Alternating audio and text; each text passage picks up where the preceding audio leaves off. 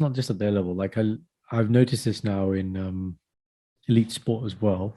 Bro, I've Um, noticed it in the corporate world as well. Like people getting bumped up that have but no even merit to be even where they even are. when they do shit, right, and they get fired and they get ousted, what happens to them? They go somewhere else and do the same thing. Oh my God, Jeremy! Look at Jeremy Hunt. Yeah, and recently Chris Silverwood, right? He's the head coach of England cricket team ECB. England got thrashed in the Ashes before that against India. One test win at the last 19, whatever, like the worst position, whatever, One out of 19. in the last, I think it's one out of 11, sorry. One out of the last 11 tests, which is really bad for a test team. Okay. And it's like, yeah, he has to go. We need to change, blah, blah, blah. So he gets fired. Now he's got a new job, head coach at Sri Lanka. And I see the same thing in football. Like all these like top level managers, like they go and then they end up Yes, somewhere else. yes, very good Do you know comparison. what I mean? I see it and I'm just like, what is it? Are you just at a certain level where you just, uh, Do you yeah, know it who really, Roy really, Hodgson is, Karen? yeah, England manager. He He used to lives be in England manager. Birmingham. He lives in he lived near you, man. What do you mean? He used to live Roman Road. I mean, don't bait out my fucking address. But yeah, cheers. Right. I said near Kind of lives you. where you live as well. I'm taking you down with me, bastard. Right. Yeah, Okay. yeah. Oh, bastard. Yeah. Roy Hodgson, go on, go on. What happened to him? Bro, you know this guy's still managing in English football. He's 74 years old. Right? What Do is you he want to bloody take a know? guess at how many jobs that he's actually done? I don't know the In answer to this. So I'm going to go first. I think he's managed over 15 different jobs. teams, 15 teams, yeah. I'm going 15, like jobs, In this, just in in general in how management long over his life? in his whole career. I'm going for 15. That's a 10. 10. All right. Go on He's managed 17 clubs and 4 national teams. to 21. 21. Like, He's the oldest manager in the Premier League history. Yeah, he's managed 17 clubs and 4 national teams in a coaching career spanning 47 years in 8 countries. and he's making He has P, not man. won anything in football, but he is just there all the time. Right. Just say that last bit again. He's not won, and this is a fact. I'm checking now. I'm sure he hasn't won anything. Nationally, Roy is obviously going to be Euros Hodgson and won anything? world, Here we go. Has he right? won anything? And Oh, clubs. he's won. I What's he take it won? back. He's won 13 trophies as a manager. Let's have a look at the trophies, shall we? Go on, Here we yeah. go. What's the quality of these trophies? Yeah, go on. Okay, yeah. He won the Swedish top flight on 7 separate occasions. All right, so that's 7 of them. Sweden.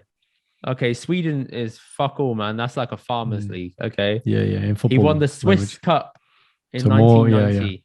He was Danish champion with Copenhagen in the year 2000. He Any won the Super Premiership Cup titles? in 2001. Nothing in the Premier Right. League. How about the Champions League? No. No. How about Europa League? No. No, and definitely, obviously, nothing in the Euros and nothing in World Cup or anything. I'm looking now. Hang on. It's if you hover over the trophy, it tells you, okay, yeah, one Swiss Cup, one Danish champion, one Swedish.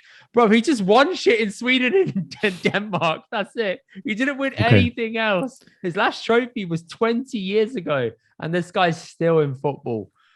This is a great example. Yes, this example. So look, you got somebody who doesn't even produce results, who's been in the game for so long, because he's clearly at this elite level, and it sounds like you get to a certain level and you just keep getting opportunities. Like, we're not going to open it out to anyone new. It's just going to be this pool of people. I'm just going to circulate this shit. This is his eighth managerial job in English football. You see at corporates, you're absolutely right. You see some people, definitely see with MPs, and I'm just like, this shit makes no sense at all, man. You got people who actually make change, deliver on results, over deliver, and they don't get any opportunities. So no, mate, this guy that pisses me off. He's managed. Okay, he's managed some good teams, man. He's managed Bristol City. I don't know if they're a good team. Maybe I'm talking up my ass. He managed Blackburn, Fulham, Liverpool, West Brom, England, Crystal Palace, and now Watford. This guy's just he's unbeatable. You cannot eliminate him from the world. He has to physically die before he's not eligible to get another job. He'll just pop out of retirement and just do it again. All the people employing years him, old, man. All the people employing him must know these things. They must stats. They must know these stats that you just said. Why the bloody hell? Okay, so 9 times out of 10, they tend to get him in because the club is struggling with relegation and they want him to keep him up. That's a lot of the reason why. So they're like, teams that have done really badly in the season, they'll get him into interim and see the team through, and they'll hope that he'll keep them in the Premier League, or he might try and do well for them and settle the team in the Championship. That's it. But is it because there's no one else? Is that the main thing here? I think there is an element of there's no one else, and there's also, if you're battling relegation towards the end of the season, you're going to go to a tried and trusted coach that you know what to expect. You're not going to take a risk when potentially you could be going down a division. And that is so. That argument is the lesser two evils. Like it is a lesser. Who is less shit? Like and I guess when you got England on your resume, trust who you know or trust someone who you don't know. But what a choice is that, man? That's genuinely it. But if you know someone and they're shit, bloody hell, man. God, and because he's got England on his resume, like that's he's got England, top level. He failed dramatically at England. People, do not forget, this is the guy that got England knocked out of the World Cup in the group stages. Stages. We got battered in the Euros by Iceland. Oh, they had the the clap. Iceland. Yeah. Let me just check. Hang on. Roy Hodgson England career, because sometimes I get things wrong. I'm happy to admit that. Fact check. England career. He was from 2012 to 2016. Right, 4 years, man. That's two campaign. tournaments or 3 tournaments, I think. What did he do? Hang on. Wait there. Here we go. England. Right.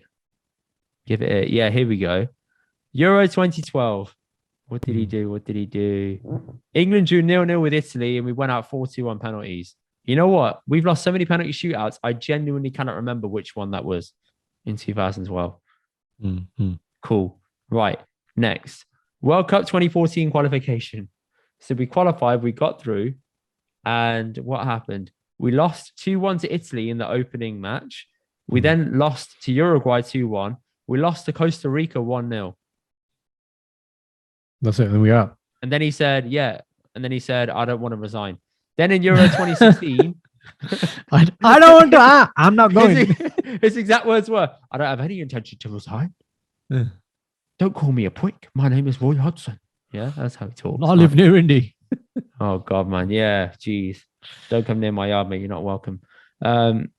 Yeah, in the Euro 2016 tournament, here's what happened. Yeah, go on. England progresses group stage runners up to Wales. Wales, right? Gareth Bale. Take that in. Wales. Gareth okay. And Bale. then we got knocked out by Iceland in the round of 16. After that, he quit.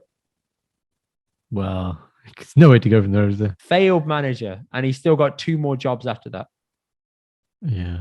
I mean, it's just this.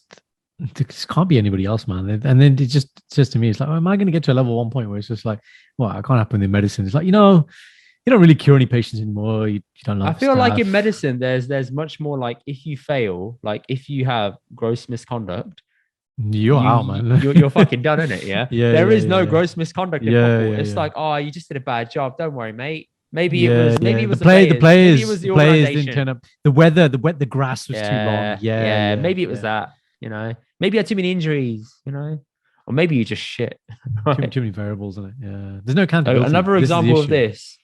Clearest one that people can draw off. Remember Chelsea last year? They had Frank Lampard as manager. Okay. They sacked him. The new manager they got in won them the Champions League the same season. So we had the same players. Season. He didn't buy anybody new. He was just a better manager. Yeah. And then Frank Lampard has got another job now at Everton.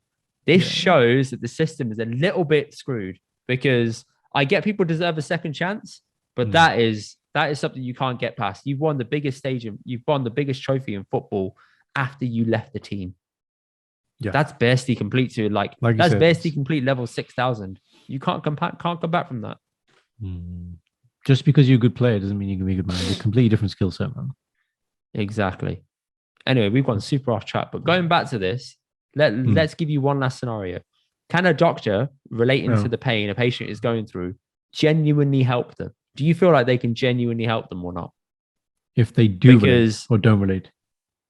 Because let's say if a patient comes in and says they've got cancer and you've never had cancer, right? Yeah. You can't relate to that. But obviously you're the one that's going to be prescribing them their course of treatment. Obviously there is sufficient training that goes into this to allow you to do something like that. Correct. Or allow you to handle that situation correctly. But the key medicine is not to you don't overcook it. I think what a lot of patients appreciate is you need to be genuine and, my favorite word, authentic. It's, you do say like, I'm not gonna stand here and say that I know what you're going through. Okay. So to tell me, where is the pain? What does it feel like? And then honestly, a lot of medicine is trial and error. And I'm up front with my patients saying, look, okay, I'm going to try something. Let's see what benefit you get. If you get any benefit, if you do, then we can tweak and optimize. If you don't, then we've got other things to try. At least you're But open that's how about we're it, going to work it because out. you're saying You like, have to yo, be. I'm just trying shit right now. This is how it goes. If it doesn't That work, that we'll is reevaluate. that is medicine, man. But that's being open and honest about it. If a Yes, chancellor yes. came out and said, "I'm just trying shit here, mate. Yeah. I'm gonna see how it goes." No, you can't be doing that. Not when it affects Doesn't the fly. Doesn't masses. fly. Because at the mass level, they want certainty. People want certainty. If you don't give them certainty, then they're like, was he fit to lead? Have all the questions. They have to look ready and confident and have it all sorted out all of the time. Tough job, man. Tough job. Because they're not afforded the luxury of being completely honest. Yeah. I don't know, man. I feel like you have to have experts in each field. So have an expert in health, have an expert in culture, have an Mm, expert in mm. I don't know, the economy as a chancellor, and then have somebody who's the prime minister above. That's probably the best way of doing it. So eliminate all this cabinet shit. It should just be it should just be experts in the field that have been put forward, that have done well in the past, not just been knocked up and fucking dredged up to the top because they've done shit in other jobs, right? They've got to have a good track record. And they've They been should be around for a proven while. in their role. Yeah. And then bam, have it that way. That's probably the best way that you can run an efficient government. But hey, what do we know? We're just two things on a podcast chatting shit. Concur.